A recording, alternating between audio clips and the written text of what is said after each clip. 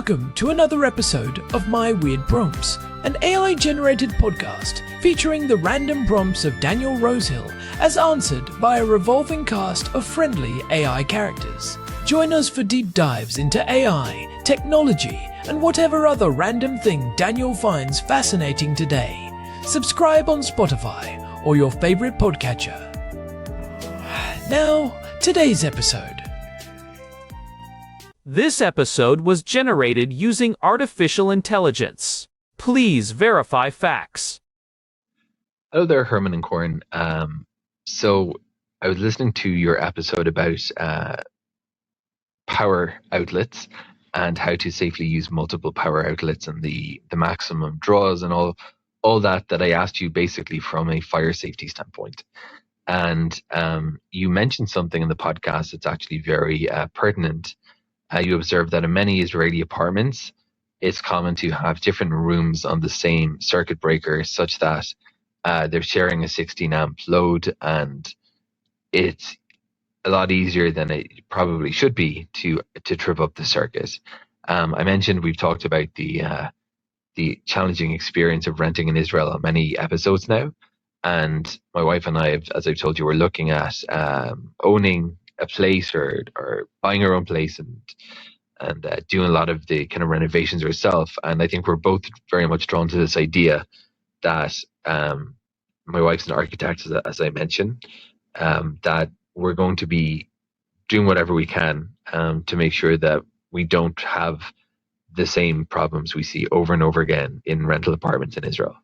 And one of the problems that we've seen in, I think, every place we've rented, including this one, is what feels like horrible wiring.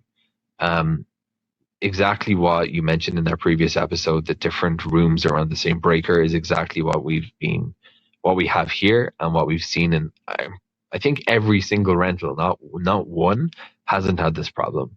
The way that it works in this place currently, if I'm just trying to think, especially on a Friday before Shabbat, where in Jerusalem presumably that's a very heavy I don't know if this matters from the individual breaker standpoint, but presumably it's a high load on the national grid. Everyone is kind of cooking and getting ready for the Shabbat. I'm frequently at my computer on Friday afternoon, wrapping up stuff from the week, and my wife is often cooking. She's an outstanding cook and makes amazing food. So she might be, we might also be cleaning as well. One of us might also be doing, I might also be vacuuming. So I might be running my computer and stepping away for a while to do a bit of vacuum cleaning, leaving that running. Anyway, I won't bore you with the details, but basically that's when the power goes out. And we've worked out these kind of primitive systems that we can't have the computer plus a vacuum cleaner plus the stove at the same time. That's too much. So we can figure out how to do it, but it's kind of beggars belief that in a developed first world country, the electricity supply is so bad. So the general standards of construction in Israel, at least from the rentals we've observed, are really, really shoddy. Not just this current leak situation, but every rental, whether it's been a kind of renovated building or an older looking one, has had these very fundamental problems. So Herman and Corn, how does one, what is this symptomatic of? If we experience this kind of thing, I mean, I presume that there's enough electricity to go around in the grid that it's not a supply constraint there, that it's just that this isn't wired correctly. And another issue that we're keen to avoid, this is particular to this current place, it came with these smart switches that the landlord had installed. And whenever they're never all on at the same time. Whenever the power goes out and it comes back on, a different one stops working. And again, we're like, what is this? So Herman and Corn, let's talk about home electrical wiring and what can we do if we get round finally to renovating or owning a place to make sure that it's properly wired so that we don't run into these frustrating situations in the future. Over to you two. Have you ever been right in the middle of a high-stakes project? Or maybe just a really intense gaming session, when suddenly everything goes pitch black? No warning.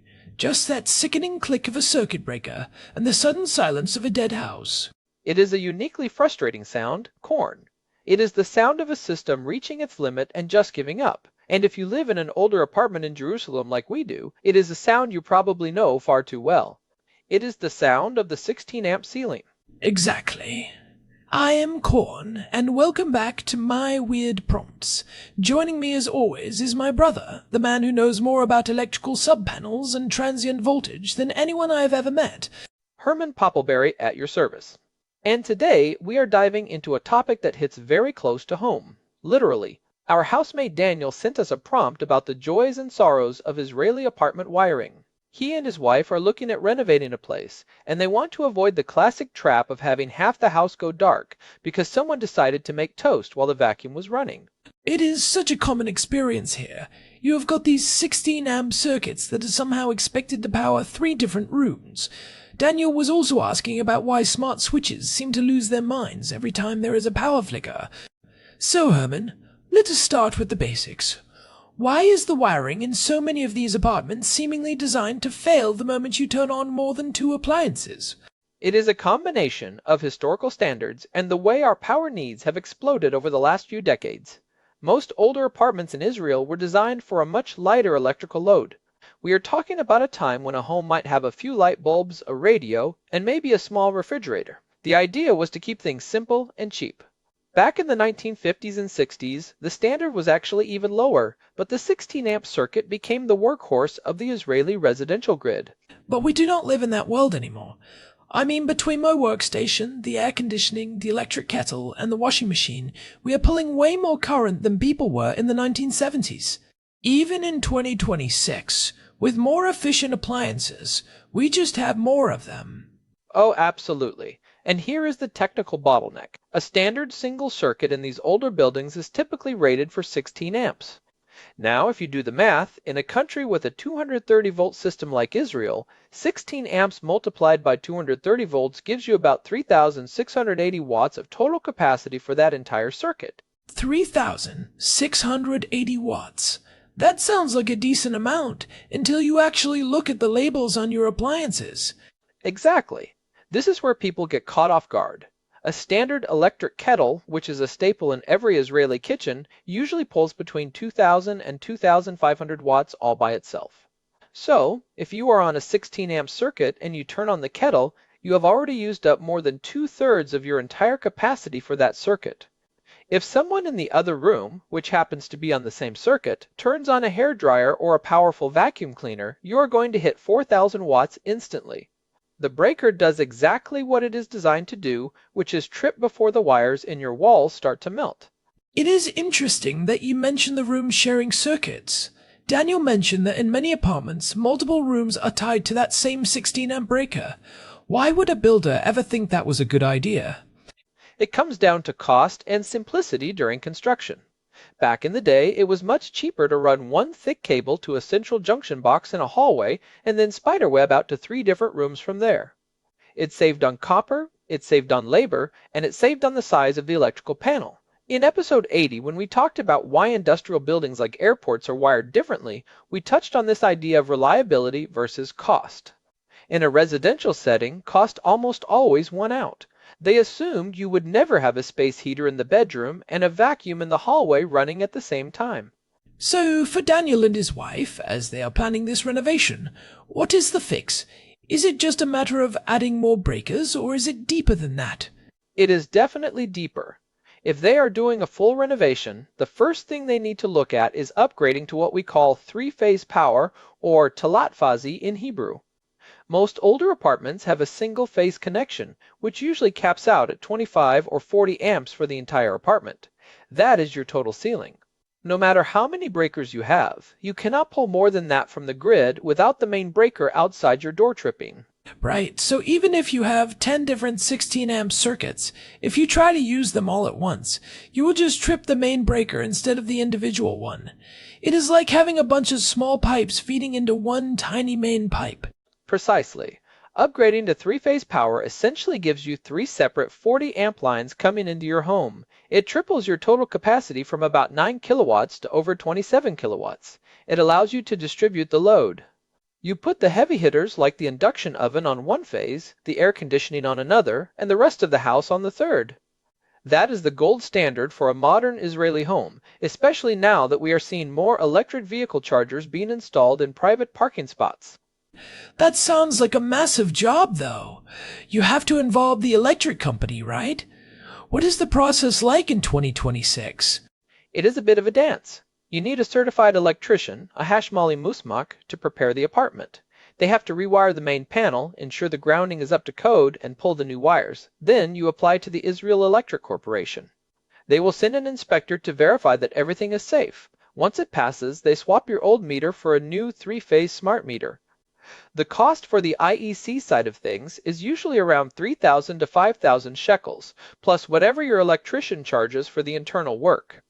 Okay, so let us say they get the three-phase power sorted. How should they think about the actual wiring inside the walls? How do you avoid that overlapping room problem? The modern approach is to have dedicated lines for high-draw appliances. In a proper renovation, you should never have a kitchen outlet on the same circuit as a bedroom outlet. You want a dedicated 16 amp line just for the oven, a dedicated line for the washing machine, a dedicated line for the dishwasher. And then you separate the rooms. Each room, or at most 2 low-use rooms, should have its own breaker. I imagine Daniel's wife, being an architect, is probably thinking about the aesthetics of where all these outlets go, but the behind-the-scenes logic of which wire goes to which breaker is really where the daily quality of life is determined. It really is. You want to map out your heavy zones. The kitchen is obvious, but people forget about the bathroom. If you have a powerful electric heater in the bathroom for the winter, that needs its own circuit too. Otherwise, you turn on the heater, your wife starts the hairdryer, and suddenly you are standing in the dark in a wet shower. Not a great way to start the morning. No, I have been there, and it is miserable. Now, let's pivot to the second part of Daniel's question, which is something I have noticed in our place too. Those smart switches. They are supposed to make life easier. But Daniel says they often malfunction or just stop working entirely after a power outage. Why is a simple power flicker so devastating for these devices? This is a classic case of sensitive electronics meeting a very dirty electrical environment. When the power goes out and then comes back on, it does not always come back as a clean, perfect wave. You often get a massive spike or a surge, followed by a few milliseconds of instability. This is especially true in Jerusalem, where the grid can be a bit temperamental during winter storms. Is that what we call inrush current? Inrush current is part of it, yes. When the power restores, every device in your house tries to pull power at the exact same microsecond. Your fridge compressor kicks in, your power supplies for your computers charge their capacitors, and all your smart bulbs try to boot up. This creates a massive momentary demand that can cause the voltage to sag and spike. For a cheap smart switch, this is like being hit by a tidal wave. And the smart switches are caught in the crossfire? Exactly. A smart switch is basically a tiny computer that controls a relay. A relay is a mechanical switch that physically opens and closes to turn your lights on and off. There are two main reasons they fail after an outage. The first is a hardware failure called relay welding.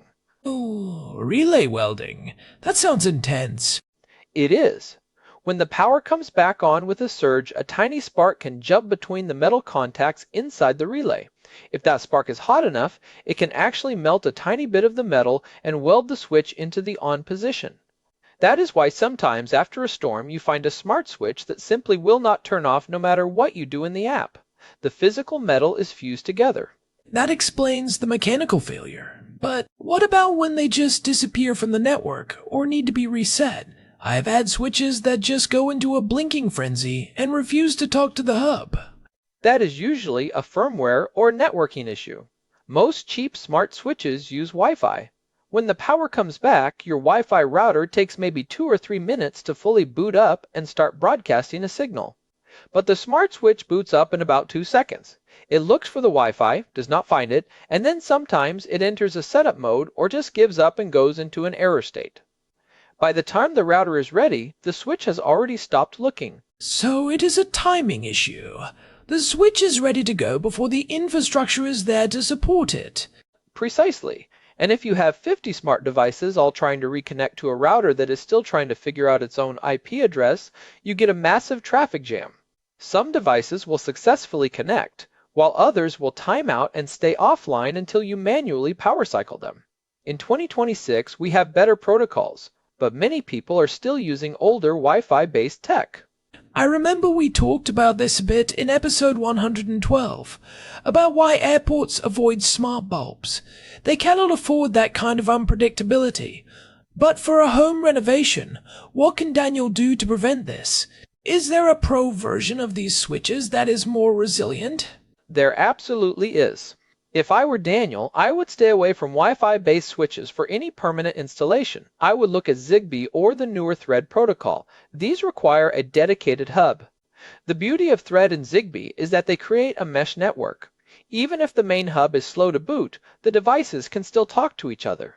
More importantly, high-quality switches from companies like Lutron or even some of the higher-end European brands are built with much better surge protection and zero cross switching. Zero cross switching? What is that? It sounds like something out of a sci-fi movie. It is a clever bit of engineering. The switch waits for the exact moment when the alternating current wave is at 0 volts before it opens or closes the circuit. This almost entirely eliminates the spark that causes relay welding. It makes the switch last 10 times longer and makes it much more resilient to those power-on surges.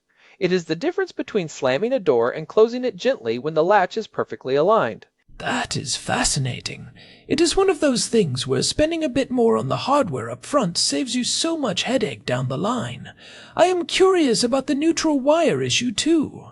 I have heard that some Israeli apartments do not have a neutral wire at the switch box, and that causes problems for smart tech. Is that still a thing? That is a huge point, Corn. In traditional Israeli wiring, following older British influence standards, they often only ran the hot wire down to the switch. The neutral wire went straight to the light fixture in the ceiling. A smart switch needs power to run its own internal computer, which means it needs both hot and neutral to complete its own little circuit. So, if you do not have that neutral wire, the switch has to leak a little bit of power through the light bulb just to stay alive? Exactly. And that is why you see some LED bulbs flickering or glowing dimly even when they are supposed to be off. It is because the switch is using the bulb as a path to ground. If Daniel is renovating, he should absolutely insist that his electrician pulls a neutral wire to every single switch box in the house. It is a tiny extra cost in wire during a renovation, but it opens the door to using any smart switch on the market without those weird flickering issues. It really sounds like the theme here is, do not cut corners on the infrastructure. It is easy to get excited about the fancy tiles or the kitchen cabinets, but the copper in the walls is what actually makes the house livable. It really is. I always tell people your electrical plan should be the most detailed document in your renovation. You should know exactly where every high-power appliance is going to sit. You should have a clear map of your phases, and you should definitely invest in a high-quality surge protector at the main panel level. A whole house surge protector? I did not even know that was a thing for apartments. I thought those were just for big industrial sites. It is becoming much more common in 2026. It is a device called a Surge Protective Device, or SPD, that sits right next to your breakers. If a lightning strike or a grid malfunction sends a massive spike toward your home, this device shunts that extra energy into the ground before it ever reaches your expensive smart switches, your OLED TV, or your computer. For someone like Daniel, who has a lot of tech, it is the best $100 he will ever spend. I think about all the times we've had to reset our router or repair a light bulb after a winter storm here in Jerusalem. It feels like such a normal part of life, but you are saying it does not have to be. It really does not. We accept a lot of electrical jank in Israel because we are used to these older buildings. But when you are starting from scratch with a renovation, you have the chance to build a system that feels invisible. A good electrical system is one you never have to think about. You should be able to run the dishwasher, the oven, and the vacuum at the same time while your smart lights just work. No flickering, no clicking, no darkness. That sounds like a dream. But let us talk about the practical side of this for a second. If Daniel goes to an electrician and says, I want three-phase power, dedicated lines for every major appliance, neutral wires at every switch, and a whole house surge protector, is the electrician going to look at him like he is crazy? Some might. There is definitely a "this is how we have always done it" mentality among some older contractors. They might say, you do not need all that. 16 amps is plenty for a bedroom. But Daniel has to be firm. He needs to find an electrician who is a Hashmali Muzmak, a certified electrician, and specifically one who is comfortable with modern smart home standards. In Israel, there are different levels of certification: Hashmali, Ma'asi, Muzmak, and Rashi. For a full renovation and a three-phase upgrade, he wants at least a Muzmash. It is also worth mentioning that in Israel, the regulations are actually quite strict, even if they are not always followed in older rentals. Right. For example, by law, any renovation today must include an earthing system that meets modern safety standards. In many old Jerusalem buildings, the ground was just a wire clamped to a metal water pipe. But since many of those pipes have been replaced with plastic, that ground often does not actually go anywhere. It is a floating ground, and it is incredibly dangerous. Wait, so if there is a short circuit, the electricity has nowhere to go but through the person touching the appliance? Exactly. That is how people get shocked from their refrigerators. During a renovation, the electrician must verify or install a proper ground rod into the earth or connect to the building's foundation reinforcement. It is non-negotiable for safety, but it is also critical for the health of your electronics. Smart switches and computers need a clean ground to bleed off static and interference. This is making me realize how much we take for granted in our own place. We have just adapted to these weird quirks. Oh, don't turn on the kettle yet. The laundry is in the final spin cycle. It is almost like a minigame we play. It is a game where the prize is not having to walk to the hallway in your socks to flip a switch. But for Daniel and his wife, they can opt out of that game. They can design a system that handles the load. They should also consider the future of the kitchen. Induction cooktops are becoming the standard in 2026, and those can pull 7,000 watts on their own if you have all the zones going. That requires a dedicated three-phase line just for the cooktop. I want to go back to the smart switch issue for a moment. Daniel mentioned that different switches stop working at different times. Why would one switch fail while the one right next to it is fine? That is often down to the load that the switch is controlling. A smart switch controlling a single, simple LED bulb is under very little stress. But a smart switch controlling a heavy chandelier with 12 bulbs or an old-school fluorescent fixture with a heavy ballast is dealing with much higher electrical noise. When the power flickers, the back electromotive force, or back EMF, from those heavy loads can kick back into the switch and scramble its brains or fry its relay. So even the type of light bulb you use can affect how well your smart switch survives a power outage. Absolutely. This is where those second-order effects come in. If you have cheap, non-dimmable LED bulbs on a smart dimmer, you are asking for trouble. The electronics in the bulb and the electronics in the switch end up fighting each other during those unstable power moments. It sounds like the advice for Daniel is, buy high quality, match components. Do not mix and match the cheapest smart switches you found online with the cheapest bulbs from the corner store. Precisely. Stick to an ecosystem if you can, or at least a consistent protocol like Thread or Zigbee. And please, for the love of all things holy, make sure your electrician uses deep junction boxes behind the switches. Deep junction boxes? Why is that important? Smart switches are much fatter than regular switches because they have to house all that circuitry. In a standard shallow Israeli box, you have to crush all the wires behind the switch to get it to fit. That creates heat, it puts stress on the connections, and it makes it much more likely that something will wiggle loose or short out over time. If they are already cutting holes in the walls, tell them to use the deep European-style boxes.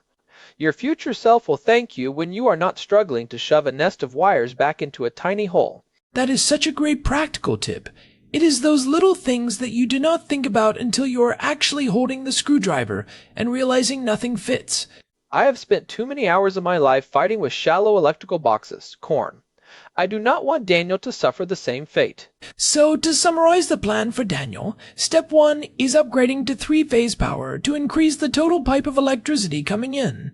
Step 2 is dedicated lines for the big appliances like the oven, washer, and induction cooktop. Step 3 is running neutral wires to every switch. And step 4 is using high-quality thread or Zigbee switches with deep boxes and a whole-house surge protector. That is the ultimate no-compromise electrical plan for an Israeli apartment. It transforms the home from a 1970s relic into a 2026 powerhouse. It is about future-proofing. I'm curious about your thoughts on the future of this. We are seeing more and more things becoming electric. Electric cars are the big one. If Daniel thinks he might ever have an electric car, even if he does not have one now, should he be planning for that during the renovation? 100%. Even if he lives in an apartment building, if he has a dedicated parking spot, he should run the heavy-duty cabling from his meter to that spot now. It is 10 times more expensive to do it later when the floors are finished. And that is another reason for the 3-phase power. Charging an electric car on a single-phase 16-amp circuit is like trying to fill a swimming pool with a drinking straw. It will take days. With 3-phase, you can get a proper 11-kilowatt charger that will top you up overnight. It really feels like we're at a turning point, where the old way of wiring just cannot keep up with our lives. We are more dependent on a stable connection and stable power than ever before. We are. And I think that is why Daniel's question is so relevant. It is not just about convenience, it is about the reliability of our digital lives. When the power flickers and your smart home system crashes, it is not just annoying. It can be a real disruption if you are working from home or relying on that tech for security or climate control. Well, I hope that gives Daniel and his wife some solid ground to stand on when they talk to their architect and electrician. It is a lot to think about, but getting it right now means decades of not having to worry about the sickening click of a tripped breaker. Exactly. Do it once, do it right, and then forget it exists. That is the goal of good engineering. Before we wrap up, I want to mention that if you are listening and you have found yourself in a similar situation, maybe you have a weird electrical quirk in your own house or a smart home mystery you cannot solve, we would love to hear from you. You can get in touch with us through the contact form at myweirdprompts.com. And while you are there, you can check out the full archive. We have over 400 episodes now, covering everything from the math of fiber optic reliability in episode 224 to the history of industrial lighting. Also, a quick favor to ask. If you've been enjoying the show, we would really appreciate a quick review on your podcast app or on Spotify. It genuinely helps other people find us and keeps the show growing. We love seeing your feedback. It really does make a difference. And thanks again to Daniel for sending in this prompt. It was a great excuse to nerd out on my favorite topic. I could tell you were enjoying yourself, Herman. I think you've been waiting all month to explain zero-cross switching. Guilty as charged. It is elegant engineering, Corn. How can you not love it? Fair enough. Well, this has been My Weird Prompts. We are Corn and Herman coming to you from Jerusalem. Thanks for listening, and may your breakers always stay flipped to the on position. See you in the next one. Take care, everyone. So, Herman, one last thing. You mentioned that 3-phase power gives you 3 40-amp lines. Does that mean Daniel could technically run 3 different electric kettles at the exact same time on 3 different circuits? He could run 6, 2 on each phase. Not that anyone needs that much tea, but in an Israeli household on a Friday afternoon before Shabbat, you would be surprised how close people get to that limit. I can imagine. Everyone's got the oven going, the hot plate, the water urn, the air conditioning. It's the ultimate stress test for the grid. It really is. In fact, the Israel Electric Corporation sees a massive spike every Friday afternoon. It is like a national synchronized event. If your apartment isn't ready for it, that is when you find out. It's a good thing we've got you to explain the why behind it all. I feel like I understand that little grey box in a hallway a lot better now. That box is the brain of your house, Corn. Treat it with respect. I will. Alright, that's it for us today. Don't forget to visit myweirdprompts.com for the RSS feed and more. And we'll see you next time. Goodbye. Bye, everyone. This episode was generated using Gemini Flash 3. Text-to-speech engine was Chatterbox Turbo. Thanks for listening to another episode of My Weird Prompts, an AI-generated podcast featuring Daniel Rosehill's AI prompts, as answered by a revolving cast of friendly AI characters including me, Cornelius the Sloth. Subscribe on Spotify or visit myweirdprompts.com.